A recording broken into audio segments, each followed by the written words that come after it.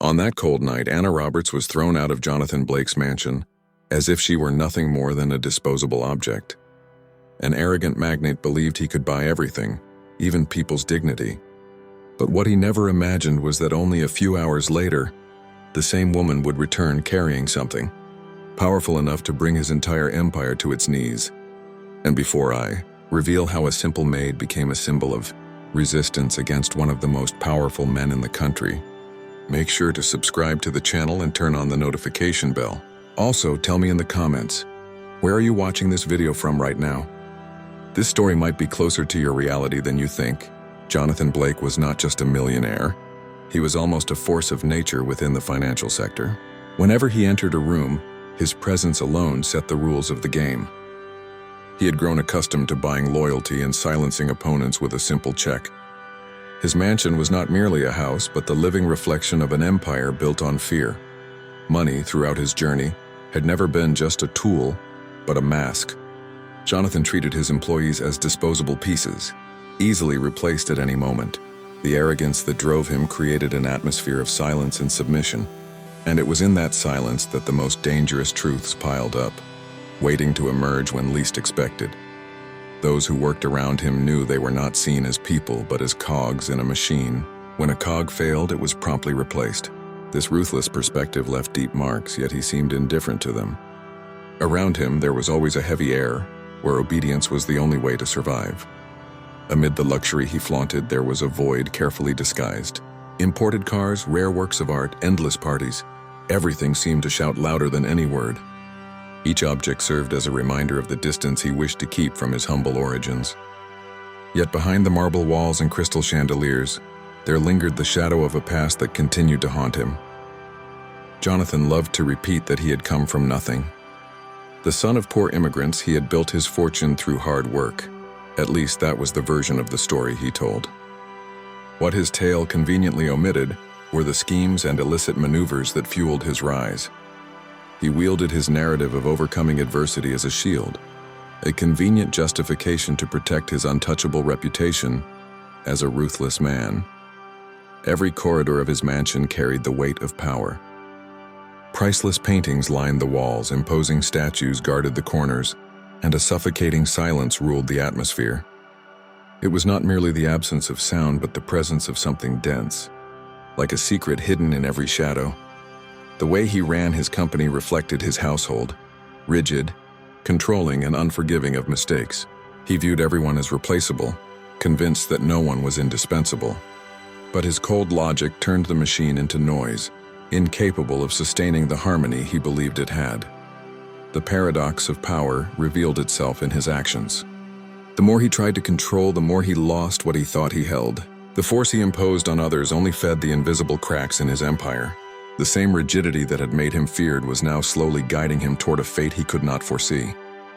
Jonathan had no idea that, within all that luxury and ostentation, there were attentive eyes silently watching him. Eyes that went unnoticed, accustomed to living in the shadows, but that saw what no one else could perceive. The millionaire did not yet know it, but his greatest threat was already walking the corridors of his own mansion. Anna Roberts lived in the shadow of the mansion, almost as if she were part of its walls. A dedicated maid, her light and careful steps went unnoticed across the marble halls. Yet, though ignored, she observed attentively every detail, every expression, every gesture of Jonathan and his guests. Her silent presence was like the wind, imperceptible but constant. While polishing tables and arranging books, Anna learned to read what was hidden behind objects. An abandoned glass revealed haste. A wine stain betrayed a night of excess. A half-open drawer let slip a poorly guarded secret. Her attention was not idle curiosity, but the instinct of someone who knew that information could be as valuable as gold. Despite her dedication, she remained invisible to all. Guests walked past her as though she were a shadow, and even the other servants rarely acknowledged her presence. This invisibility, which could be seen as a curse, was also her strength. She was the one who moved where no one paid attention, who saw what was never meant to be seen. Anna was not just a maid, she was a mother. Her heart beat for her son, Noah Roberts, a 12-year-old boy who dreamed of drawing worlds better than the one they lived in. His timid smile was the reason Anna endured heavy workdays, exhaustion, and disdainful looks. All for love and for the hope of giving her son a more dignified life. Her expressive eyes carried both sweetness and strength. As she walked through the mansion, it seemed she looked beyond what was before her, as though she could see hidden layers in every corner.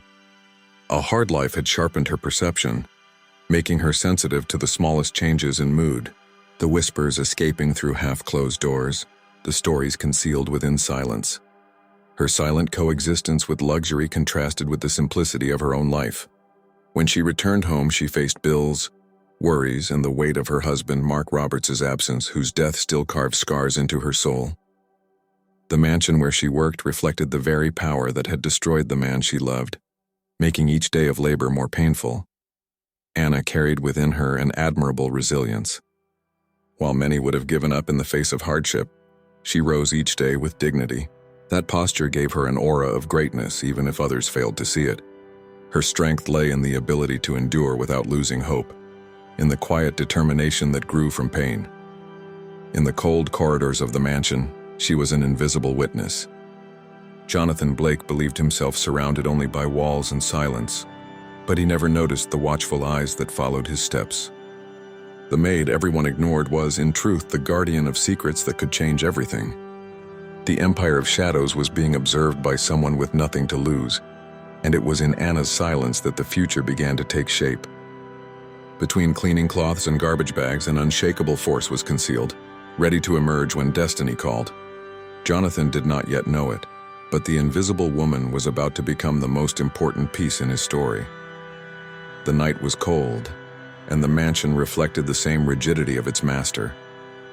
The interior lights blended with the heavy silence, while the rain struck against the windows as if trying to invade that empire of shadows. Anna moved discreetly through the halls, fulfilling her duties when fate led her close to Jonathan Blake's private office. The space was forbidden, guarded like the secret heart of the house. One glance was enough to realize that within those walls lay the veins that sustained the millionaire's power. Anna, with no intention of defying rules, merely passed nearby, but her simple presence was enough to ignite Jonathan's fury. He caught her, and in that instant the fragile balance of silence was broken. Jonathan appeared like a storm, his cold eyes and cutting voice echoing through the corridors. For him there were no explanations, only suspicions. He accused Anna of spying, of trying to uncover secrets that were not hers to see. The arrogance in his posture made clear that this was not just a misunderstanding, but an attack to reaffirm his authority. Anna, with her steady gaze, tried to defend herself, but her words seemed to vanish before the crushing weight of the millionaire. The difference in power between them was overwhelming. He stood as a wall, she merely a shadow before it. Yet in her eyes there was a silent resistance, something Jonathan failed to interpret. Without allowing for explanations, he expelled her. He ordered her to leave the house immediately, indifferent to the biting cold of the night.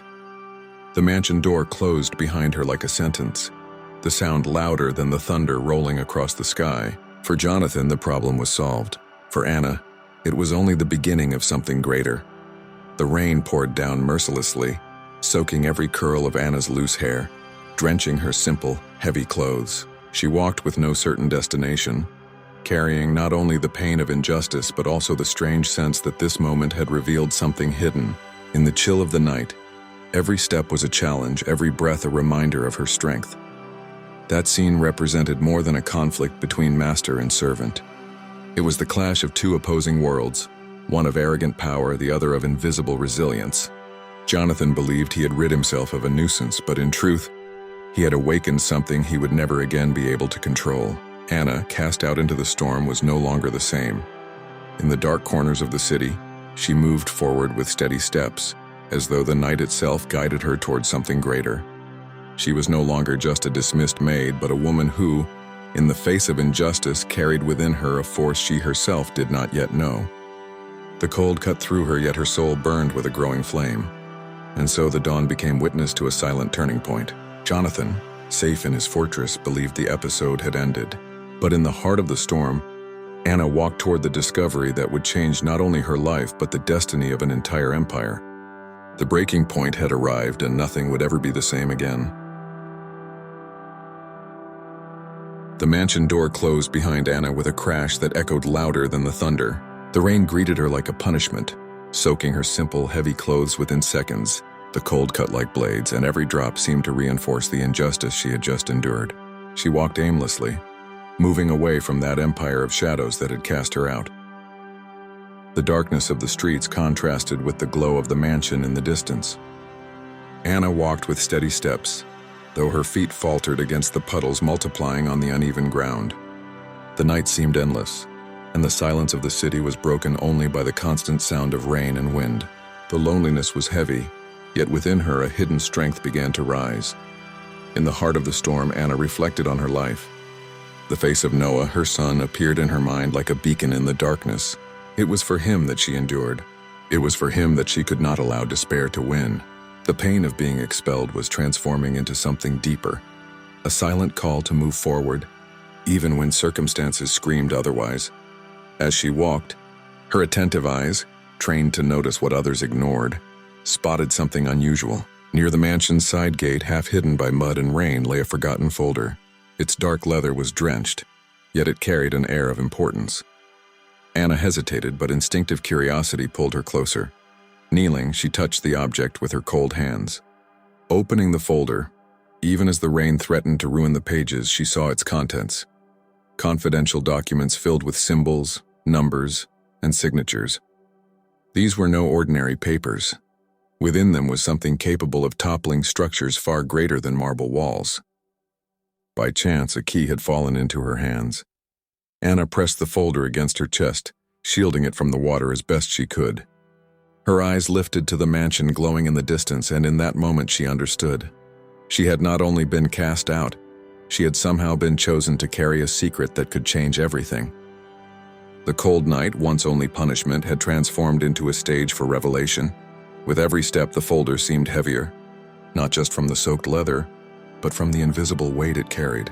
Anna knew the discovery could be dangerous, yet she also sensed it might be the chance for justice she had longed for since Mark, her husband, had fallen. It was as though fate, cruel so often, had finally placed a weapon in her hands. The rain continued to fall, but Anna no longer walked without direction. Her steps gained purpose, guided by the thought that perhaps for the first time in a long while, she held the power to confront the giant who had crushed so many lives. The cold was no longer only suffering, but the force that kept her moving forward. And so, lost among wet streets and shadows, she advanced, carrying the improbable. Jonathan, safe within his fortress, believed he had rid himself of a nuisance. But that same night, the invisible maid carried with her the seed that could bring his empire crashing down. The impossible was beginning to take shape in the darkness. Hours had passed since Anna had been cast out into the freezing rain. The night advanced, and the mansion rested in silence as if nothing had happened. Jonathan Blake, convinced he had rid himself of a threat, enjoyed the false sense of control. What he did not know was that destiny was already walking back to his door, in the figure of the woman he had deemed insignificant.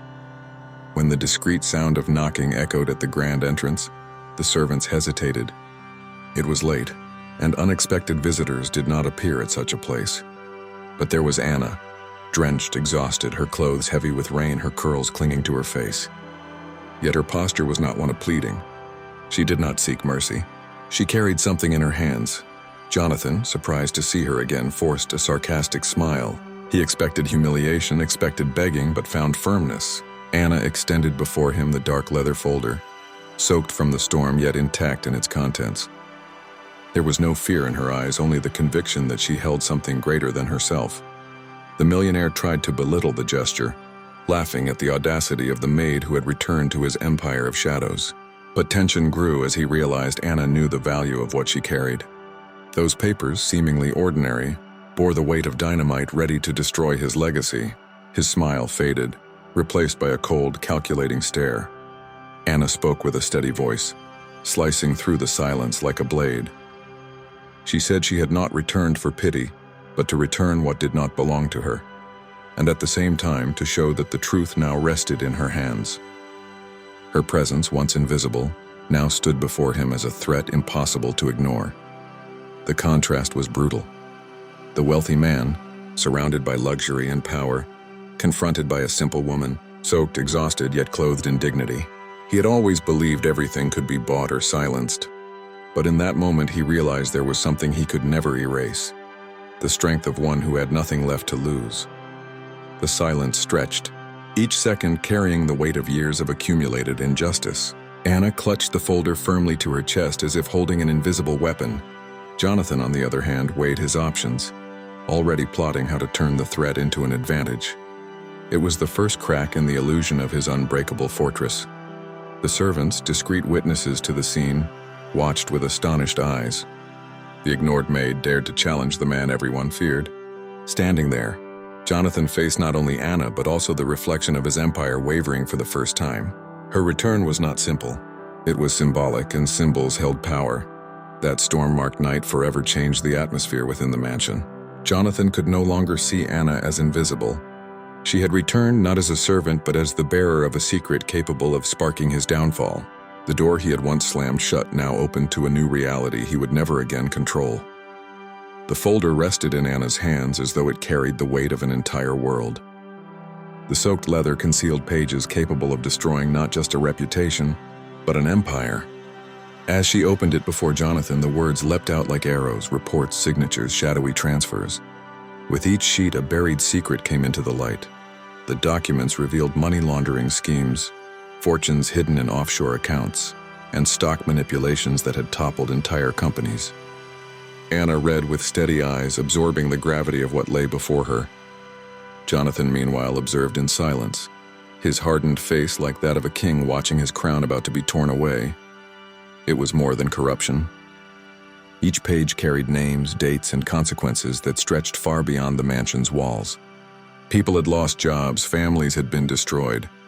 Among those stories was that of Mark Roberts, Anna's husband, whose life had been crushed by invisible decisions disguised as financial strategies. Anna drew a deep breath before speaking. She told Jonathan how Mark, a hardworking and honest man, had lost his job after the frauds tied to his company. She spoke of the despair that consumed him, of the depression that led to his premature death. Her voice was not merely accusatory. It was the lament of someone carrying deep scars, yet also the determination to turn pain into justice. Jonathan tried to maintain his posture, but his cold eyes betrayed unease. He was unaccustomed to hearing personal stories, especially from someone he considered beneath him. The weight of Anna's words struck harder than he cared to admit. For the first time in years, he felt the past closing in like an unseen enemy.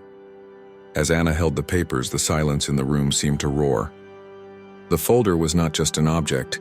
It was the embodiment of years of abuses hidden behind numbers and contracts. Jonathan found himself staring into his own shadow, reflected in pages that could no longer be erased.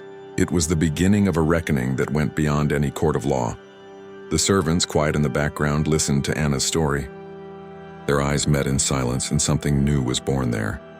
Recognition of the truth. The invisible woman was becoming the voice for many who had been crushed.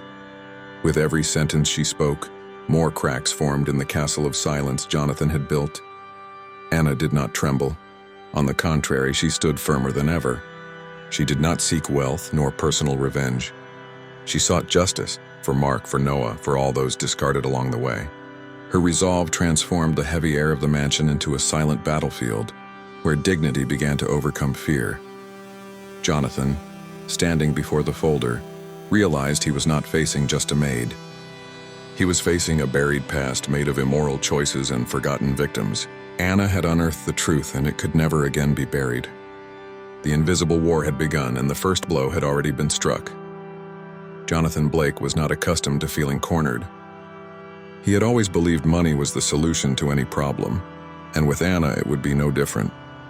He looked at the folder, then at her eyes, and calculated in silence. If the truth was too dangerous, it only needed to be transformed into silence bought. With a cold voice, he offered Anna a fortune. He promised houses, cars, a life without worries. All she had to do was hand over the documents and disappear forever. His words sounded like dissonant music, seductive on the surface but dripping with hidden poison. Jonathan believed no one would refuse such an offer. Anna remained still. Her expressive eyes did not waver, and the firmness in her stance was already an answer. She was not there for riches. She sought no luxury, no social recognition. What she wanted was something money could never buy: justice. The memory of Noah, her son, appeared like a beacon in the midst of the confrontation. Anna would not accept that his future be shaped by the corruption of men like Jonathan. The boy deserved to grow in a world where dignity held value, and so every word from the millionaire only reinforced her silent refusal. Jonathan grew irritated at her indifference. He was used to manipulating, to bending wills with numbers. He had never faced someone who simply rejected his currency of power. The more he tried to lure her with promises, the more evident his own helplessness became against Anna's conviction. Then she spoke calmly, but with unwavering firmness.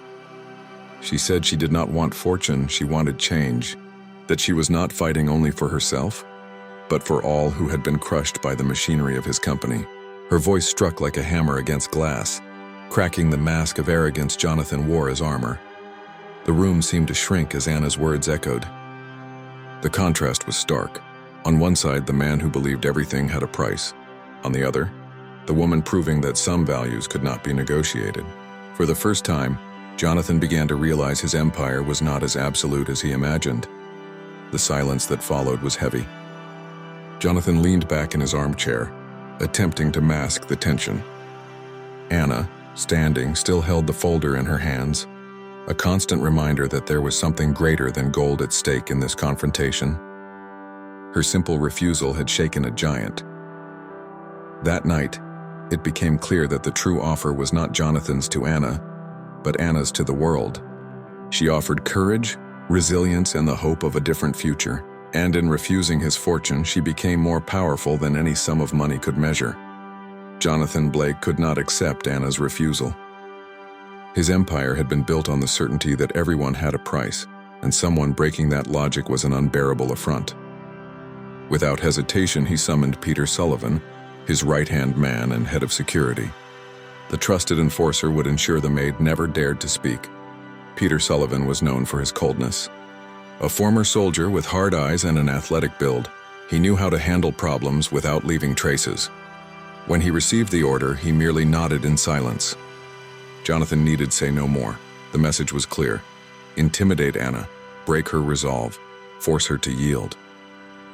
Meanwhile, Anna had already taken a step ahead. Anticipating Jonathan's possible retaliation, she had delivered copies of the documents to a respected labor attorney, Rachel Carter, 41 years old. A white woman with straight blonde hair and sober professional attire, she was known for fearlessly facing powerful corporations. In her hands, Anna's evidence could not simply vanish. Rachel listened carefully to every word Anna spoke. She perceived the gravity of the folder and the pain behind each document. Standing beside the maid, she saw not only a case but a cause capable of echoing across the nation. The attorney knew every line in those papers had the power to shake the foundations of Jonathan's empire. When Peter attempted to approach Anna to intimidate her, he met with an unexpected barrier. She was no longer alone. At Rachel's side, Anna stood firm, renewed with confidence.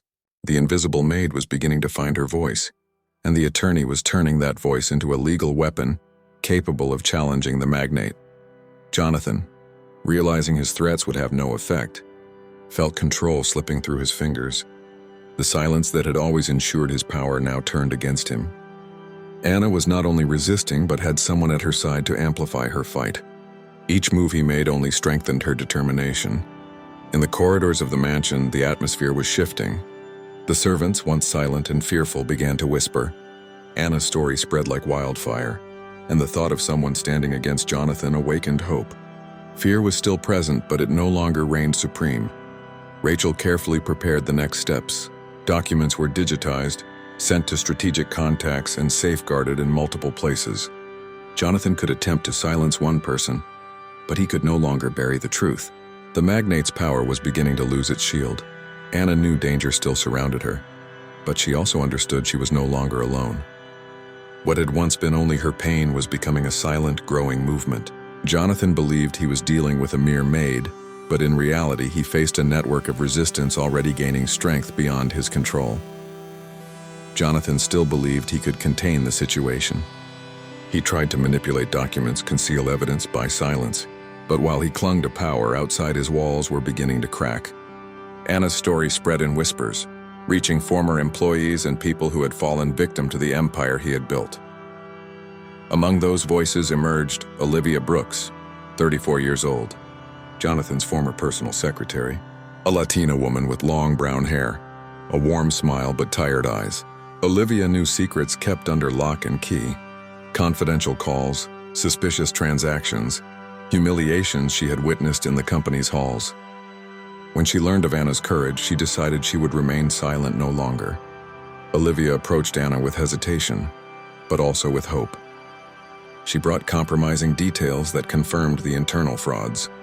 Together, they began piecing together the puzzle Jonathan thought impossible to assemble. Every bit of information shared transformed Anna's personal struggle into a collective resistance. Rachel Carter, at their side, understood the battle was taking on another dimension. It was no longer just a legal case. It was a movement growing stronger. With each new witness, Jonathan's empire became more vulnerable. The attorney saw an opportunity to turn one isolated act of courage into a landmark against corruption. Former employees, once intimidated, began to speak out. Stories of persecution, unjust dismissals, and illicit schemes surfaced. With each account, Anna's figure grew stronger. She was no longer just the invisible maid, but a symbol of a greater cause. In the streets, the voices of workers echoed in small protests. Jonathan's name began appearing on flyers, in independent articles and modest demonstrations. What once seemed untouchable was now under scrutiny. The shadows shielding his empire were weakening day by day. David Walker, 39 years old, an independent journalist, began following the movement. Persistent and curious, he saw in Anna and Olivia a chance to expose what mainstream media feared to publish. His presence brought even more light to the buried stories. What had once been silence was now turning into pages, microphones, and cameras. Anna felt the change around her. Fear still lingered, but it was being consumed by hope. People who had never looked her in the eye now sought her out, entrusting her with secrets recounting similar pain. She was becoming the voice of many who had suffered without ever having the chance to speak. Meanwhile, Jonathan watched the rising wave with unease. Each new voice was like a brick torn from his fortress. And even as he tried to cling to control, he knew the resistance could no longer be silenced. The seed Anna had planted had already taken root. The walls of the mansion no longer shielded Jonathan Blake from reality. News began to spread, fueled by documents, witnesses, and independent reports. What had once been hidden secrets now became headlines. The magnate, accustomed to controlling narratives, watched his image exposed across pages and screens throughout the country. The financial scandals surfaced in a cascade. Illegal transactions, market manipulations, persecutions of employees. Each new revelation destroyed a piece of the empire he had fought so hard to keep intact. What once seemed an unbreakable glass palace now shattered before public opinion. Anna watched the movement grow. She was no longer just an isolated voice, but part of a chorus echoing across cities. Former employees united, lawyers spoke out, investigative journalists amplified the story. What had begun as a silent act within the mansion was now igniting the social landscape. Protests spread through the streets.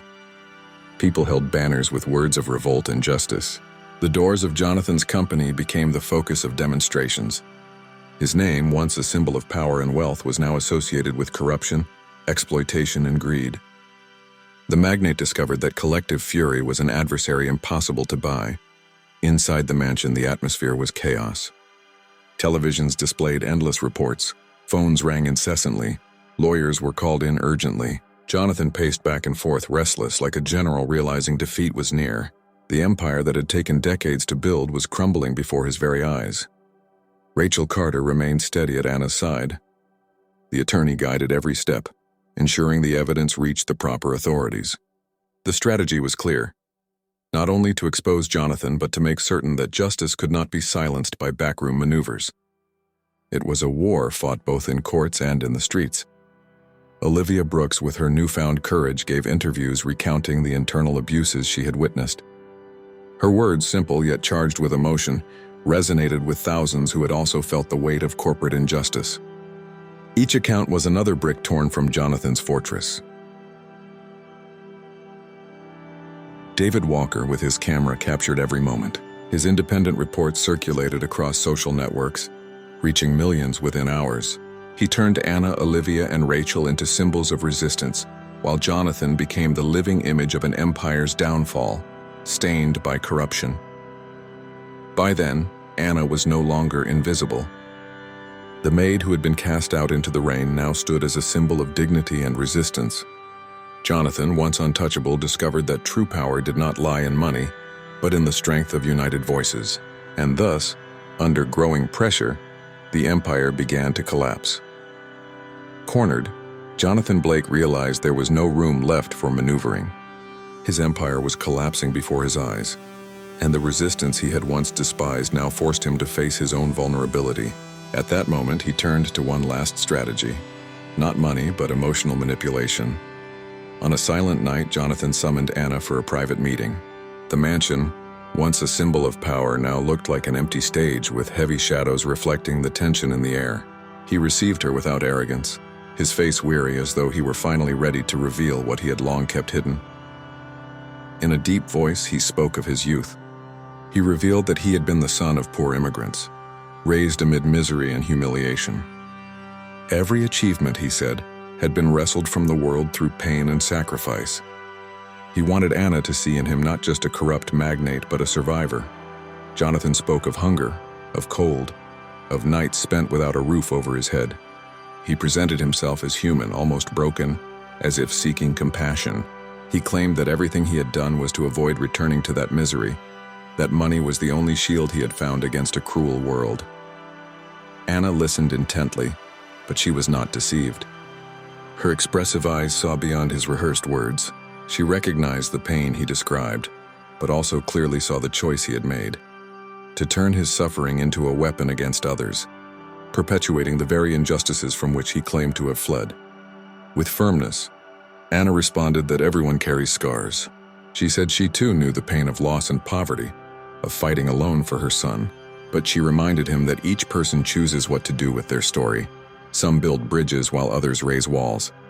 Jonathan had chosen the walls. The magnate tried to insist, almost pleading.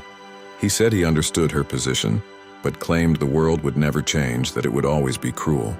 He tried to convince her that fighting was useless, that survival required harshness and the sacrifice of innocence.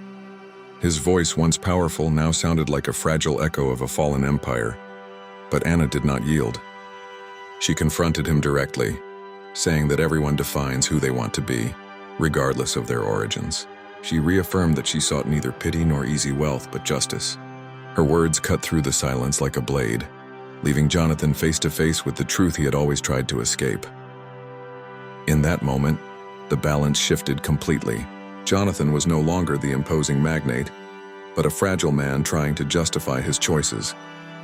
Anna, the invisible maid, had become the figure who carried the dignity of thousands. The millionaire's final attempt at manipulation had failed, and destiny moved steadily toward the inevitable trial. The courtroom was packed. Journalists, former employees, onlookers, and authorities filled every seat, eager to witness a trial destined to make history. Jonathan Blake, the untouchable magnate, now sat in the defendant's chair. His imposing presence still lingered, but his eyes betrayed the weight of an inevitable downfall.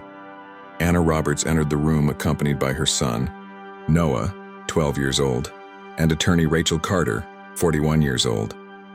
Noah, thin with a timid smile and his inseparable sketchbook in hand, walked proudly at his mother's side. Anna, dressed simply, carried in her gaze a firmness that contrasted with the decaying luxury of the man who had once cast her into the cold. The leather folder, now a symbol of resistance, rested on the courtroom table. Inside, documents exposing money laundering, stock manipulation, and worker persecution. The evidence, meticulously organized by Rachel, was irrefutable. Each page was like a pre-written sentence against Jonathan. Rachel Carter led the prosecution with unshakable resolve. Her clear voice resonated through the chamber, exposing fraudulent contracts, manipulated schemes, and testimonies that confirmed the corruption of Jonathan's empire. Her presence carried not only confidence but also compassion for those crushed by his greed. Olivia Brooks took the stand and recounted in detail the abuses she had witnessed inside the company. Her words moved the public, putting a human face to the statistics. Silence filled the room as if everyone present breathed alongside her, acknowledging her bravery. David Walker captured every moment. his camera focused on tense eyes, discreet tears, and the strength radiating from Anna and Rachel. His independent reports circulated beyond the courtroom, turning the trial into a public spectacle impossible to ignore. Jonathan, in turn, attempted his defense. He spoke of persecution, injustice, and a supposed conspiracy against his legacy. But his words rang hollow. The man who once controlled every narrative now drowned in a tide of undeniable truths. Each excuse was met with disbelief and disdain. Anna remained mostly silent throughout the proceedings, yet her presence spoke louder than words. Her steady, serene gaze made it clear this fight was not just personal, but collective. Beside Noah, she embodied hope. Beside Rachel, she embodied justice. Beside Olivia, she embodied courage. When the verdict was read, the impossible became real. Jonathan Blake was declared guilty. The magnate, once untouchable, bowed before the law. Anna, the invisible maid, became the face of millions of ordinary people living in the shadows of power. Her story resounded as inspiration. Even the mighty can fall before the truth. And so, what once seemed impossible became reality before everyone's eyes. A magnate who believed himself above the law was defeated by the courage of an ordinary woman. Anna Roberts ceased to be invisible and transformed into a symbol of justice, hope, and resistance. But the real question remains: how many other Jonathans are still out there hidden behind fortunes and power? This story is not just about Anna or Jonathan. It's about all of us who have been underestimated, silenced, or treated like disposable pieces. And the lesson is clear: when the truth rises, no one can stop it. Now tell me, would you like to see what happens next? Did Jonathan really stop here? Or are there still buried secrets waiting to come to light? Leave your opinion in the comments. Do you want part 2 of this story? Your voice is essential to carry this saga forward. And of course, don't forget, subscribe to the channel and turn on the notification bell so you don't miss the next chapters. Because if this story already moved you, get ready. The next part might be even more surprising.